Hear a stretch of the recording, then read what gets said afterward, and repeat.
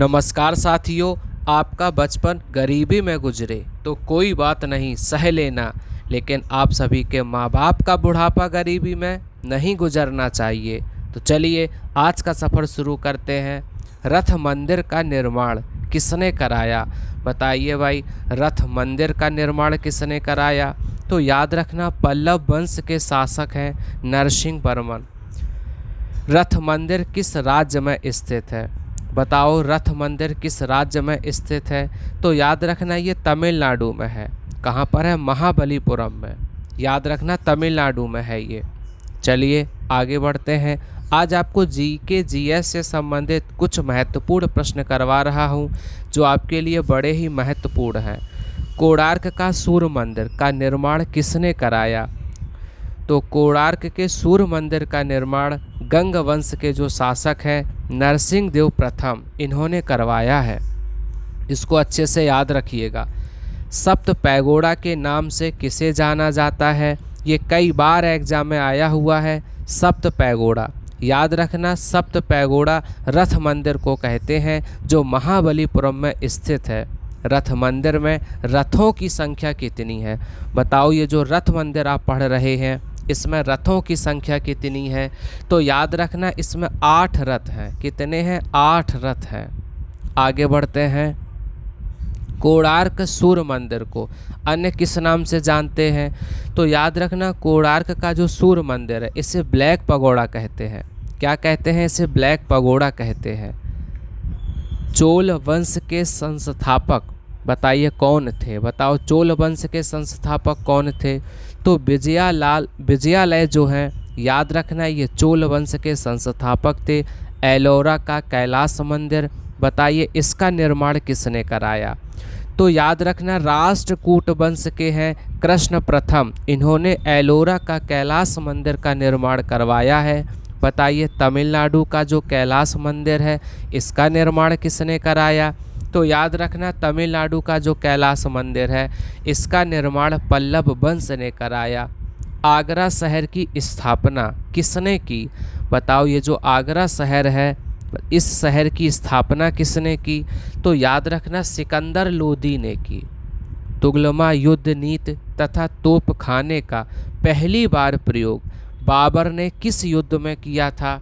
याद रखना, पानीपत का प्रथम युद्ध था और जो 1526 में हुआ था। गाजी की उपाधि बाबर ने किस युद्ध के विजय के बाद ग्रहण की? तो याद रखना, ये खानवा का युद्ध जो हुआ था इसके बाद ग्रहण की थी। इसमें विजय हुआ था तो गाजी की उपाधि इसने धारण की थी। बाबर ने दान देने के कारण खुद को किसकी उपाधि दी थी? तो याद रखना, वो उपाधि थी कलंदर की। जिहाद का नारा बाबर ने किस युद्ध में दिया था? बताओ, जो जिहाद का नारा है बाबर ने किस युद्ध में दिया था? तो खानवा का जो युद्ध है, याद रखना, वहाँ पर दिया था। एकता प्रणाली किसने चलाई? बताओ, एकता प्रणाली किसने चलाई? तो जो इल्तुमिश हैं, याद रखना, इन्होंने एकता प्रणाली चलाई है। सिजदा एवं पैबोज प्रथा, इसकी शुरुआत किसने की? तो याद रखना, इसकी शुरुआत बलबन ने की। किसने की? बलबन ने की। लौह एवं रक्त की नीति को किसने अपनाया? बताओ, लौह एवं रक्त की नीति को किसने अपनाया? तो याद रखना, वो अपनाने वाले भी बलबन ही हैं। कौन है वो? बलबन है। सिकंदर ए सानी के नाम से किसे जाना जाता है?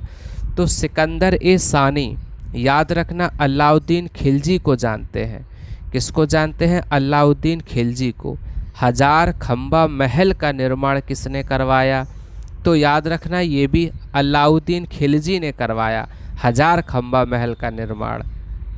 सिंचाई के लिए कुएं एवं नहरों का निर्माण करने वाला प्रथम शासक कौन था? तो वो है गयासुद्दीन तुगलक। कौन है वो? गयासुद्दीन तुगलक है। मोहम्मद बिन तुगलक को अन्य किस नाम से जाना जाता था? बताओ भाई, इनका अन्य दूसरा नाम क्या है? तो दूसरा नाम है उलूग खां या जूना खां। बताइए, रेहला किसकी लिखी पुस्तक है? रेहला पुस्तक को किसने लिखा है? तो वो लिखने वाले हैं इब्न बतूता। कौन है वो? इब्न बतूता है। रेहला पुस्तक में किस शासक की घटनाओं का वर्णन है? ये जो पुस्तक इब्न बतूता ने लिखी है, इसमें किस शासक की घटनाओं का वर्णन है? तो मोहम्मद बिन तुगलक का वर्णन है, याद रखिएगा। मैसूर का संस्थापक कौन था? बताओ भाई, मैसूर का संस्थापक कौन था? तो जो हैदर अली हैं, याद रखना, ये मैसूर के संस्थापक हैं।